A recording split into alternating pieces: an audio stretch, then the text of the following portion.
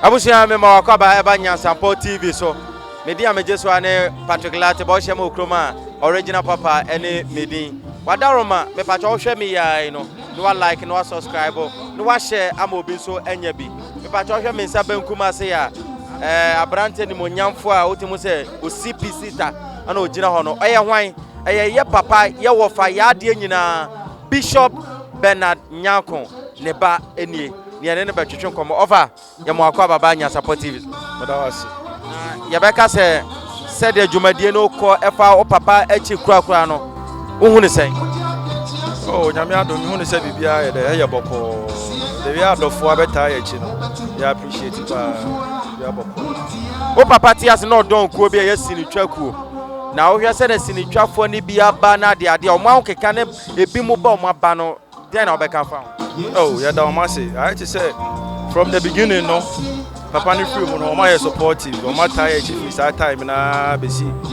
same range. Yeah, that was I appreciate it. Na o papa ti ase no. Me say wa hwere ade pa because say we asa fa na nya ahwere ade no. Wo de wa hwere ade pa. Wo na oben papa no. Wo na okokokokoko a obewie wo fie. Wo hu no, wo nim no. Agro ben pa no ta ne mu dia ene wa hwere na owura mfida. Agro de bebre said here or portray or movie mo no sa na otie oh yeah that jovial type no be one time your mouth really okay but very strict and so cause say ya say but military rules are sa pepe but when odi agro na me pa che o ben pa tam no tie pa ye na man na nije me ka say nyame adwuma for no ye much interested in nyame adwuma na is a movie need be deviation kakra but later on na still na ye nyame adwuma pa enti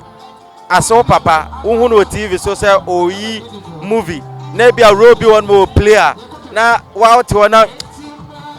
e kan wa anaze enya ro ni nyina na bia ye papa utumu say robi one more oti wona ro ni nyina o play na wani ji anaze bi one more player wani almost ro ni nyina me okay because adwuma no ye na acting enya na real life or entertaining intina mostly na me okay then na obeka kire adofo maba na ne fans o mo hwe wo then na obeka be fa mo station yin so na ya ka kire adofo nyina se ya da o mase say from the beginning no man jai mu na o mata ya kire be sisi me na se nko a na e betimi ayede ade ama o na adofo bebere ka se o papa kwa de wonso wo CPC ta wo so papa enti ye do wo si wo papa na o sinitwa adwuma no wo be ya na onye oh sinitwa de nya de a mani ye wo be ye moja no wo mu by force nya de a mani je ho ye de to na so obi a ne de bi o mo se nye so mo sere wo o mo de to na so wo be si wo papa nem wo be ya na onye oh emfa onye shi abusia na odin de say wa she frame Gideon kan kam Nyarko Gideon kan kam Nyarko and it is said ye do abarma ya de nyina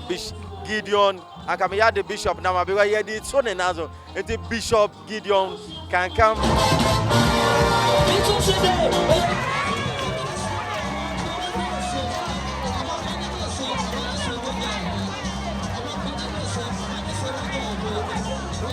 Saso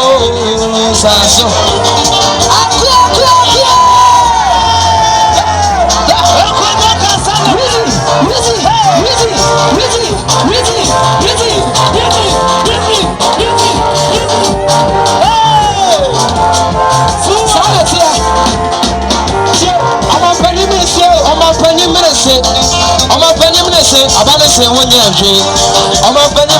Abanese wonyaje ti ade anwa bovutuo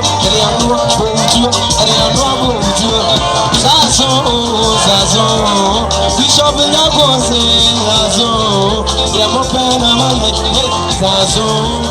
Saso Lewi I am Shaban for be what it. But don't answer.